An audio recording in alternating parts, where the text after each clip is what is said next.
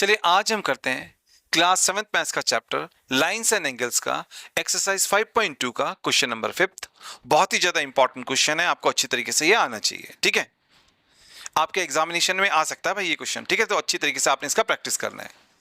Question में हमसे कहा गया है कि हमारे पास में यहां पर एक फिगर गिवन है एंड इस फिगर में जो आर्म्स हैं यानी कि जो आर्म्स हैं एंगल्स के, जो ये वाला आर्म, ये वाला आर्म, ये वाला आर्म, ये वाला आर्म, ठीक है, जो ये आर्म्स है एंगल्स के, ये जो आर्म्स है एंगल्स के, दो एंगल्स के, वो आपस में पैरेलल है। यानी कि इसका मतलब ये हुआ कि ये वाला जो आर्म है वो इस वाले आर्म के पैरेलल है एंड ये वाला जो आर्म है वो इस वाले आर्म के पैरेलल है। तो आपने अच्छी तरीके से याद रखना है, ये वाला आर्म इस वाले आर्म के पैरेलल है एंड ये वाला आर्म इस वाले आर्म के पैरेलल है, दोनों एंगल्स के। ठीक है,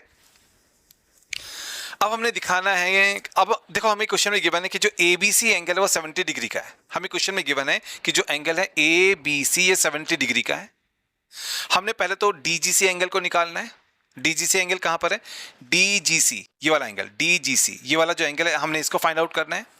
फिर उसके बाद में हमने एंगल DEF को भी फाइंड आउट करना है। फिर उसके बाद में हमने एंगल DEF, इस वाले एंगल को भी फाइंड आउट करना है। तो हमने इन दो एंगल्स को यहां पर फाइंड आउट करना है। ठीक है, तो चलिए सॉल्यूशन स्टार्ट करते हैं।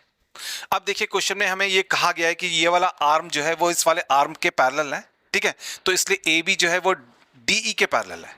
ठीक है, तो जो AB आर्म है वो DE आर्म के पैरेलल है। क्वेश्चन में हमें ये गिवन है। अब आपने अच्छी तरीके से याद रखना है कि जब भी दो लाइंस पैरेलल होती हैं एंड अगर हमारे पास में एक ट्रांसवर्सल है, जब भी दो लाइंस पैरेलल होती हैं एंड हमारे पास में एक ट्रांसवर्सल है, तो ट्रांसवर्सल पहली लाइन पे, पहले पैरेलल लाइन पे जहां पर एंगल बना रहा है, ठीक है, अगर सेम पोजीशन में दूसरी पैरेलल लाइन में भी एंगल बनाएगा तो वो आपस में बराबर होंगे। तो देखिए, ये वाला और ये वाला सेम पोजीशन वाले एंगल्स हैं। ट्रांसवर्सल पहली पैरेलल लाइन के साथ में यहां पर एंगल बना रहा है, सेम पोजीशन में दूसरी पैरेलल लाइन के साथ में यहां पर एंगल बना रहा है, तो ये दोनों ही एंगल्स आपस में बराबर होंगे क्योंकि ये कॉरस्पॉन्डिंग एंगल्स होते हैं। ठीक है, जो सेम पोजीशन वाले एंगल्स होते हैं वो कॉरस्पॉन्डिंग एंगल्स होते हैं एंड वो आपस में बराबर होते हैं।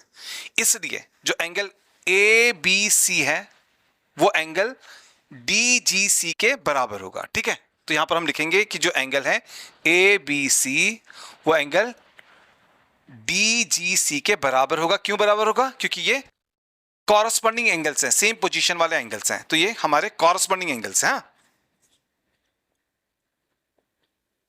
इसलिए आपस में बराबर है।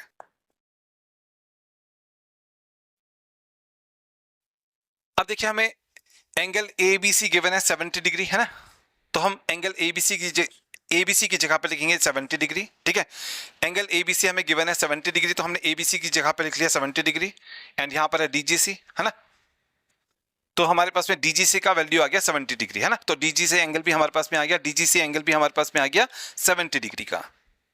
तो जो ये एंगल है ये भी 70 डिग्री का हमारे पास में आ गया। करेक्ट। चलिए अब हम एंगल DEF को निकालते हैं। अब हम एंगल DEF, इस वाले एंगल को निकालते हैं। हाँ, अब हमने देखा कि ये वाला जो आर्म है वो इस वाले आर्म के पैरेलल है, यानी कि जो BC है वो EF के पैरेलल है ना, BC जो है वो EF के पैरेलल, ये भी हमको गिवन है। क्वेश्चन में हमसे कहा गया कि जो आर्म्स है वो आपस में पैरेलल है ना, तो जो ये BC आर्म है वो EF आर्म के पैरेलल है एंड जब भी दो लाइंस पैरेलल हो, एक ट्रांसवर्सल हो, तो जो सेम पोजीशन में एंगल्स होते हैं वो आपस में बराबर होते हैं। इसलिए ये वाला जो एंगल होगा वो इस वाले एंगल के बराबर होगा क्योंकि ये कॉरस्पॉन्डिंग एंगल्स हैं और ये बराबर होंगे। जब लाइंस पैरेलल होती हैं तो जो सेम पोजीशन वाले एंगल्स होते हैं, दोनों पैरेलल लाइंस पर सेम पोजीशन वाले जो एंगल्स होते हैं वो आपस में बराबर होते हैं, इसलिए ये वाला एंगल इस वाले एंगल के बराबर होगा। इसलिए जो DGC है ना, जो एंगल DGC है वो DEF के बराबर होगा। DGC एंगल DEF इस वाले एंगल के बराबर होगा। क्यों बराबर होगा भाई? क्योंकि ये भी कॉरस्पॉन्डिंग एंगल्स है। हाँ,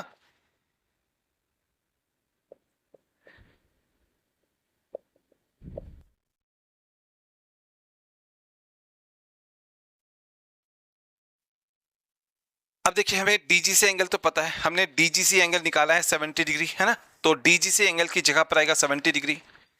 ठीक है, हमने DGC एंगल निकाला है 70 डिग्री यहां पर है, तो और यहां पर है DEF एंगल, है ना, तो DEF एंगल भी हमारा, DEF एंगल भी हमारा कितने डिग्री का हो गया? 70 डिग्री का हो गया। तो ये वाला एंगल भी हमारे पास में 70 डिग्री का हो गया, तो हमने एंगल DEF भी निकाल लिया 70 डिग्री का। तो ये आ गया हमारे इस क्वेश्चन का फाइनल आंसर, जो हमें जिन दो एंगल्स को निकालने के लिए कहा गया था वो दोनों एंगल्स हमने निकाल लिया। एक एंगल हमने यहाँ पर निकाला, दूसरा एंगल यहाँ पर निकाल लिया, तो ये आ गया हमारे इस क्वेश्चन का फाइनल आंसर।